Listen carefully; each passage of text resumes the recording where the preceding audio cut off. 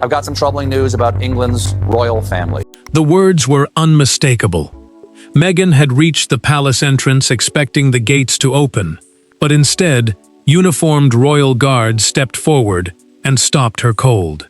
No ceremonial welcome, no quiet escort inside, just a direct order: she was not permitted to enter. And behind that extraordinary decision stood an even more explosive reality. The Prince of Wales had personally refused to authorize her access. Before we go deeper into what this really means for the royal family, make sure to subscribe so you don't miss a single update. Meghan did not immediately turn away. She had arrived believing a previously discussed family visit was enough to carry her through the secured entrance, and that belief made the refusal feel less like routine procedure and more like a deliberate rejection.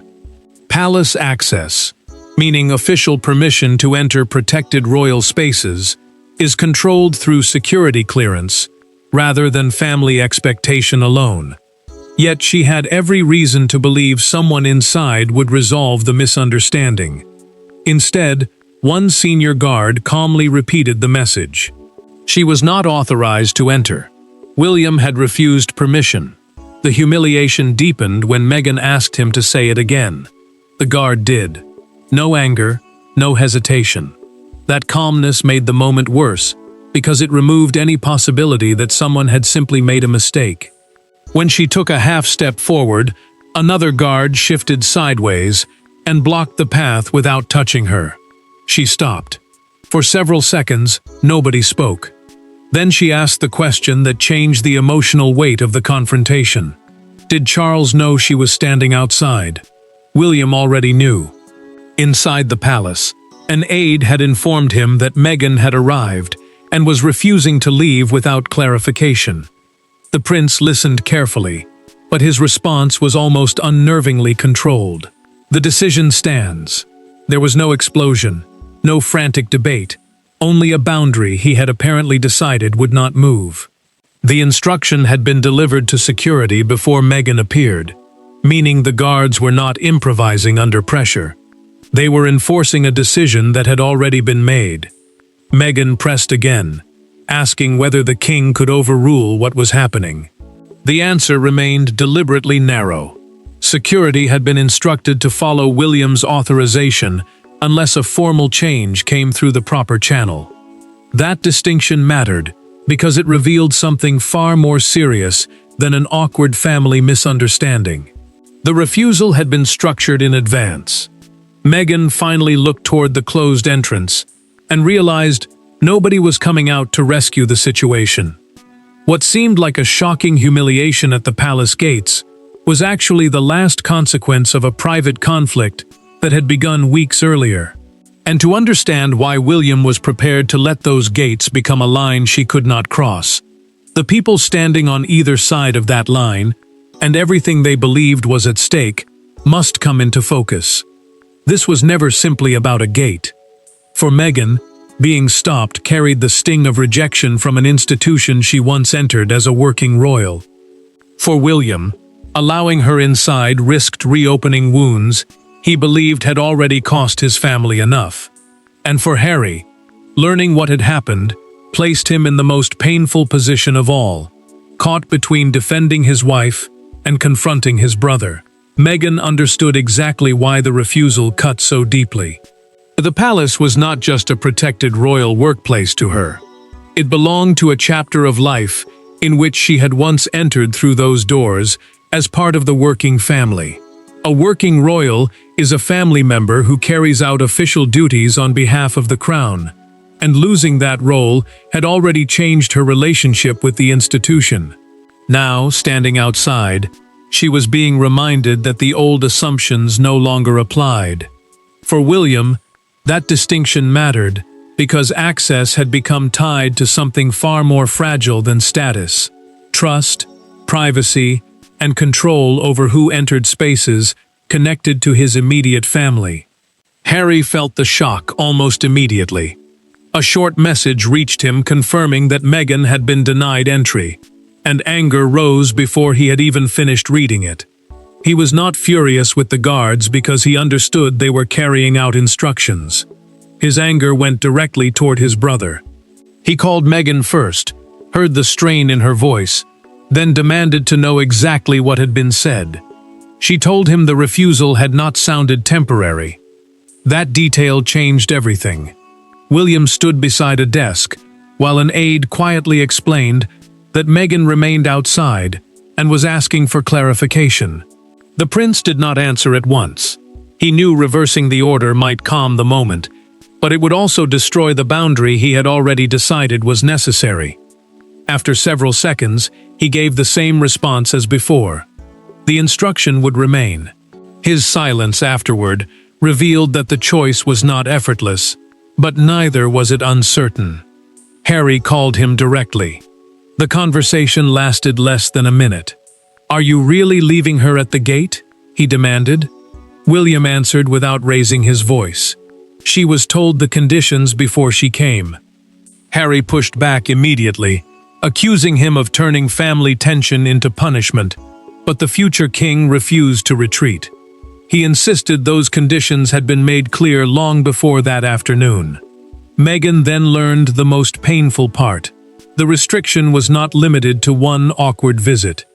Her automatic access to certain private palace areas had effectively ended, meaning future entry would require direct approval. That discovery transformed embarrassment into something heavier. Harry heard it too, and his anger hardened. Those conditions had not appeared overnight. They reached back to one private encounter that changed William's concern into a formal boundary. And once that earlier moment is uncovered, what happened at the palace gates begins to look far less sudden and far more deliberate. Weeks before the palace gates closed, there had been another meeting, quieter, smaller, and far more consequential. No guards stood between Meghan and William then. No public humiliation followed. But a conversation inside a private royal sitting room ended with one sentence that neither side forgot. What happened there became the trigger for everything that followed, turning suspicion into policy and personal mistrust into an unmistakable boundary. Meghan entered that Windsor meeting already frustrated. Relations between her household and William had been strained by repeated arguments over privacy, private family conversations, and who had the right to decide what stayed inside royal walls. Windsor, one of the monarchy's principal royal residences, also contains private working and family areas that are not automatically open even to relatives. That distinction had become crucial. What Meghan saw as family access, the prince increasingly saw as a question of trust. William had called the meeting because another private discussion involving Harry was about to take place without Meghan present. She objected immediately. If decisions were being made about her husband, she argued, then she should be allowed into the room. The prince refused. He told her the conversation involved matters that had to remain limited, and for the first time, he made the consequence unmistakable. Future access to sensitive residential and working areas would require prior clearance through his office. Meghan took the words personally. She asked whether he was trying to push her out of the family altogether. William denied it and insisted the decision was about boundaries, not revenge. But the difference meant little to her in that moment. She heard exclusion. He heard a refusal to respect limits. Then came the gesture neither forgot. The prince closed a folder, pushed it across the table, and said quietly, "This is the boundary now." Meghan looked down at it, but never touched it before leaving. Harry reacted badly when he learned what had happened. He confronted his brother later and accused him of hiding punishment behind royal procedure. William refused that description, saying the rule existed precisely because personal disagreements could no longer be left for staff to interpret. The clash widened the fracture between them. Harry saw his wife being isolated. The future king saw himself being forced to formalize a line that verbal warnings had failed to protect. William then ordered the restriction placed in writing. The instruction meant guards would never have to decide for themselves whether Meghan could enter restricted areas. Permission would need to be confirmed in advance. She was informed of the new condition, but she believed a genuine family matter could still override it once she arrived in person. That belief carried her all the way to the palace gates. Now the written warning, the untouched folder, and the argument at Windsor were colliding in real time. And with Meghan refusing to leave, while Harry demanded answers, William was about to discover whether the boundary he created could survive a direct confrontation. Meghan does not walk away. Instead, she asks for William. The request travels through palace security, through aides, and finally into the room where the prince is waiting. Minutes later, the confrontation shifts from guards following orders to two family members facing the consequences of years of distrust. Neither raises a hand. Neither needs to. The words exchanged at that entrance strike harder than anything physical ever could. Meghan stands her ground while the senior guard contacts the palace and explains that she wants direct confirmation from the man who issued the refusal. Palace security, meaning the protective system that controls who may enter restricted royal spaces, cannot simply ignore a written instruction because someone objects to it. That matters because the guards are trapped between family emotion and formal duty. William understands that immediately. Rather than force them to keep defending his decision, he chooses to approach the secured interior side himself. William arrives knowing there is no easy sentence left. Meghan tells him that using guards to stop her is humiliating and unnecessary. The prince answers that arriving after being warned created the very confrontation she now condemns. His tone remains controlled, but the message cuts sharply. She fires back that he has turned a family disagreement into institutional punishment. He rejects that completely. He reminds her that the limits were explained privately before any security order was ever issued, and that those warnings were ignored. Meghan pushes harder. She tells him Harry will see this as an attack on both of them, not merely a rule about access. William does not flinch. He says his brother already knows why the restriction exists, because the two men argued about it after Windsor. That answer changes the confrontation. For Meghan, it means Harry had already been drawn into the dispute. For the future king, it means there is no longer any reason to pretend the conflict is accidental. Meghan steps closer to the security line. "Are you saying I cannot come inside?" she demands. William looks directly at her and answers with brutal simplicity. "Not today. No." The words land harder because he offers no qualification afterward. She waits, perhaps expecting him to soften them. He does not. William then makes the decision irreversible for that afternoon. Even if the argument becomes public, even if Harry calls again, the access order will remain unchanged. Meghan understands that she has reached the end of persuasion. The guards remain in place. The prince remains behind his instruction. But those two words raise a bigger question. "Not today" sounds personal, yet the power behind it is not. Behind William's refusal lies a structure of royal authority, security responsibility, and family control that makes this confrontation far more consequential than one bitter argument at a gate. The confrontation may feel deeply personal, but the mechanism behind it is brutally practical. Palace gates do not operate on emotion. Names are cleared, entrances are controlled, and security teams work from instructions that must be precise. Once William turns his private boundary into an official security directive, Meghan is no longer arguing only with a brother-in-law.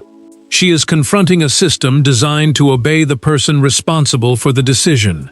William understands exactly what that means. Royal residences contain ceremonial areas used for official events, and restricted areas reserved for private work, family life, or protected meetings. Access to those spaces depends on security clearance, appointments, residence status, and authorization from the relevant royal office. His instruction does not ban Meghan from every royal setting forever. It does something narrower and more powerful. It prevents her from entering designated private areas without confirmed permission. A senior palace aide quietly asks the question everyone around him is thinking. Will enforcing the rule this visibly make the break with Harry even worse? William does not pretend otherwise. He says it probably will. For a moment, the prince considers whether reversing the order might calm the crisis. But the Windsor confrontation returns to him immediately. If the boundary disappears the first time it is challenged, then it was never a boundary at all. The instruction contains one clause that changes everything.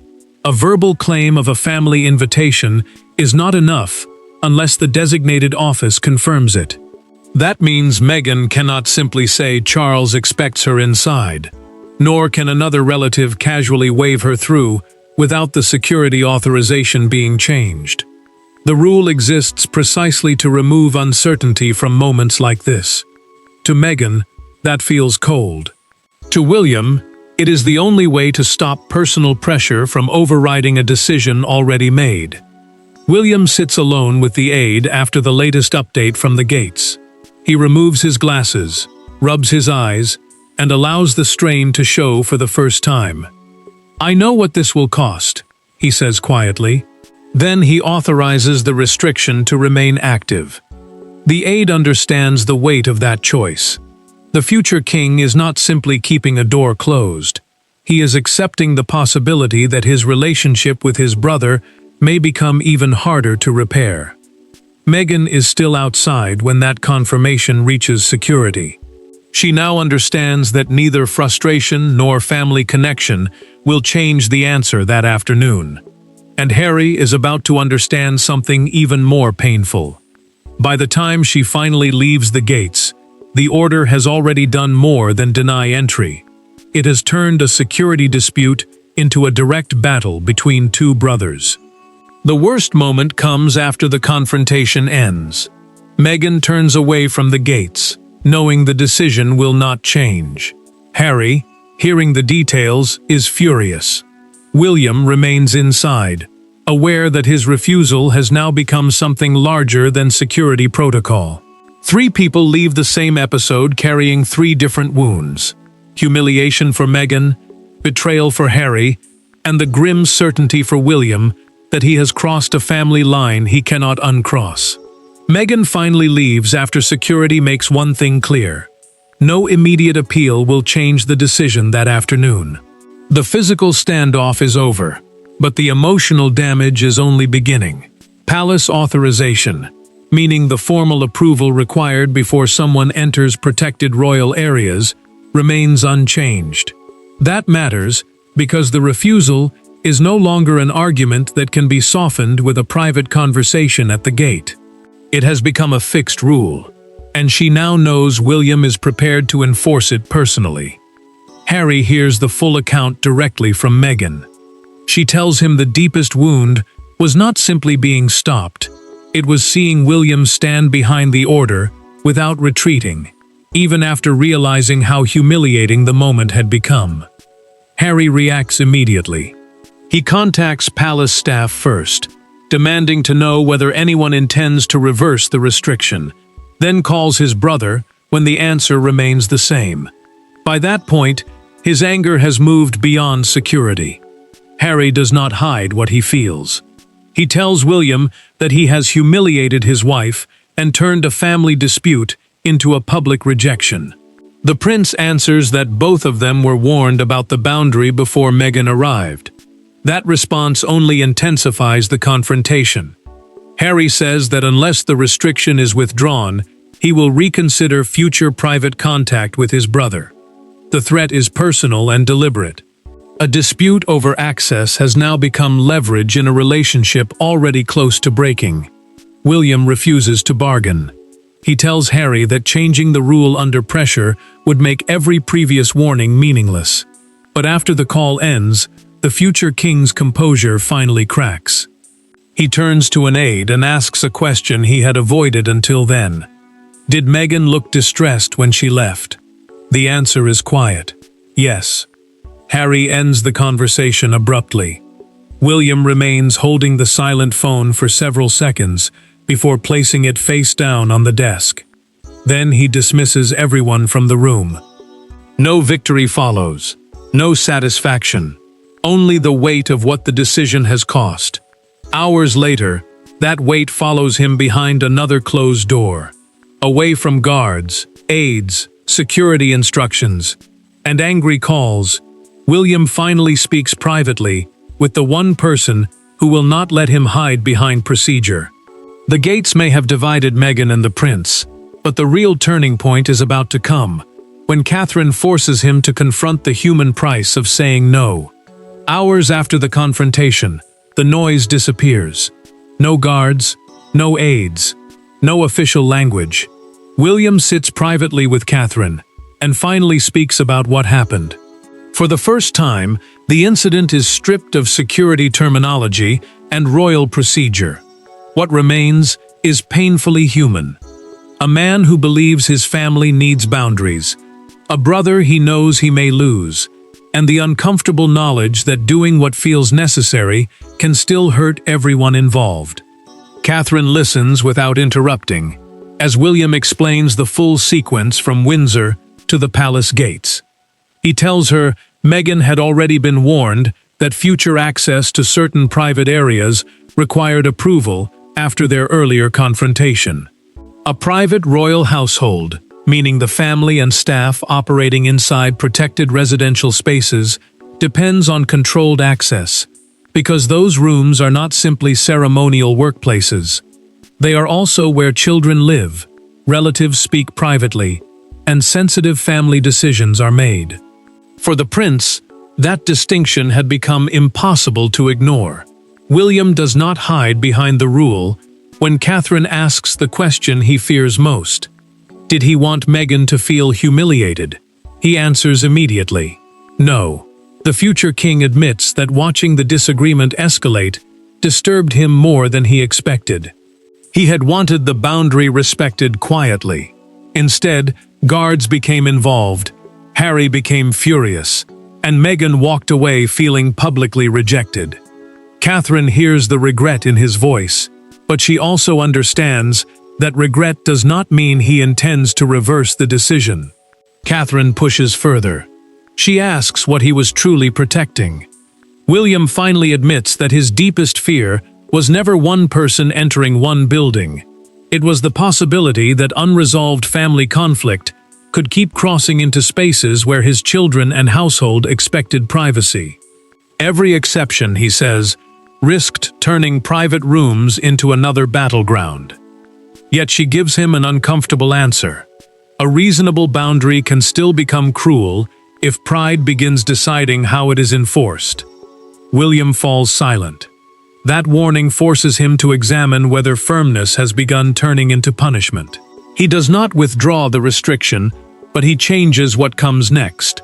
Future family visits will have a clearer private approval process, with direct confirmation before anyone reaches the gates. No more ambiguity. No more security officers carrying a family argument on their shoulders. Catherine then asks him one final question. Would you make the same decision again? William waits before answering. Yes. But I would never want it to happen like that again. That answer settles something inside the room, but outside it, the damage is already escaping their control. The image of Meghan being stopped has reached the public. Britain is beginning to choose sides, and what had been an intensely private battle is about to become a symbol the palace can no longer define for itself. By the next morning, the argument no longer belongs only to the family.